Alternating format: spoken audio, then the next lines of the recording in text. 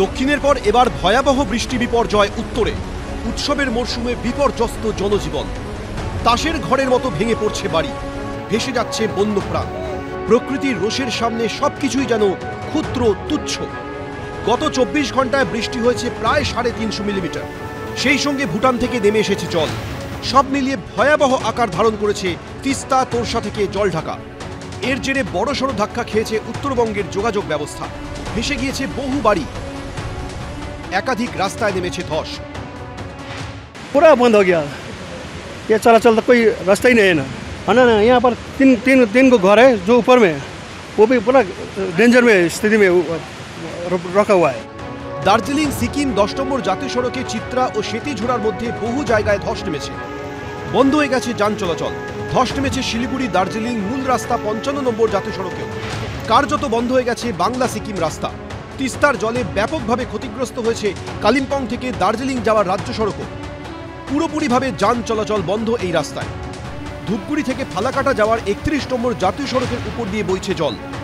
শিলিগুড়ি থেকে পাহাড়ে যাওয়ার পথে रोहिणी रोडेও ব্যাপক ধস নেমেছে। बहुत ही हाफ रास्ता ही चला गया है। अभी जो छोटा गाड़ी भी नहीं चल सकता यहाँ से। कौन रोड है? रोहिणी रोड है। जो भी ये रोहिणी रोड आने वाला है वो मत आइएगा। यहाँ से टोटली छोटा गाड़ी भी नहीं चल सकते ये रोड से। শিলিগুড়ি থেকে দার্জিলিং যাওয়ার পথে 110 নম্বর জাতীয় সড়কের কার্শিয়াংয়ের হুইসেল খোলা রাস্তাতেও নেমেছে ধস, যার জেরে যান চলাচল বন্ধ হয়ে যায় গুরুত্বপূর্ণ এই রাস্তায়। যুদ্ধকালীন তৎপরতায় পরিস্থিতি স্বাভাবিক করার কাজ শুরু হয়। रोहिणी रोड अभी वहाँ भी बहुत ही मेजर लैंडस्लाइड हुआ है एंड उसमें थोड़ा टाइम लग सकता है और NHIDCL देखता है उस रोहिणी रोड को। तो हम लोग के पास ये जो खबर है वो जो हिलकाट रोड है वो it is in usable condition. We are verifying it again. रास्ता लंबा ताकि सेफली जा पाए लोग। শিলিগুড়ি থেকে মিরিক যাওয়ার রাস্তায় ভেঙে গেছে মিরিক ও দুধিয়ার মাঝের লোহার সেতু। ফলে মিরিক থেকে সম্পূর্ণরূপে বিচ্ছিন্ন হয়ে গেছে শিলিগুড়ি। চলছে উদ্ধার কাজ। টানা বৃষ্টিতে জলমগ্ন তিস্তা বাজার, সারি সারি দিয়ে রাস্তায় দাঁড়িয়ে ট্রাক।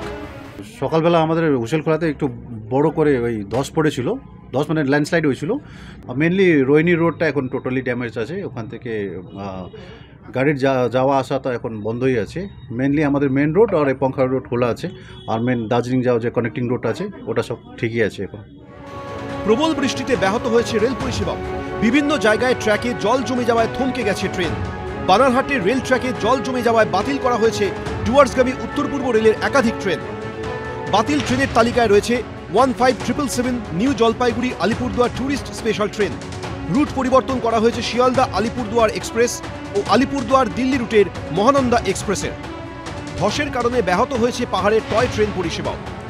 দার্জিলিং হিমালয়ান রেলওয়ের পক্ষ থেকে জানানো হয়েছে এনজেপি দার্জিলিং এনজেপি রুটে টয় ট্রেন পরিষেবা এদিন বন্ধ রাখা হয়। ঘুম স্টেশনের কাছে ধসের কারণে সকালে জয় রাইড ব্যাহত হয়। লাইন পরিষ্কার করার কাজ চলছে। এদিকে উত্তরবঙ্গ রাষ্ট্রীয় পরিবহন সংস্থা সূত্রে খবর, শিলিগুড়িতে 5টি বাস মজুত রাখা হয়েছে।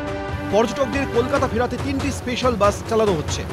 সিদ্ধান্ত নিয়েছি উত্তরবঙ্গ রাষ্ট্রীয় পরিবহন নিগম আজ এবং আগামীকাল, প্রয়োজনে তারপরেও কয়েকদিন আমরা শিলিগুড়ি থেকে কলকাতা রুটে অতিরিক্ত বাস পরিষেবা চালাব। আমরা স্ট্যান্ড বাই 3টি, প্রয়োজনে 5টি অতিরিক্ত বাস রাখব। যেভাবে প্যাসেঞ্জার্স এর ডিমান্ড থাকবে সেভাবে আমরা এই অতিরিক্ত বাসগুলো চালাব। আবহাওয়া দপ্তরের পূর্বাভাস, আপাতত উত্তরবঙ্গের সব জেলাতেই হালকা থেকে মাঝারি বৃষ্টি হবে। তাই পরিস্থিতি কবে স্বাভাবিক হবে সেদিকেই তাকিয়ে সেখানকার মানুষ। উমেশ তামাং, মোহন প্রসাদ, অরিত্রী ভট্টাচার্য, এবিপি আনন্দ।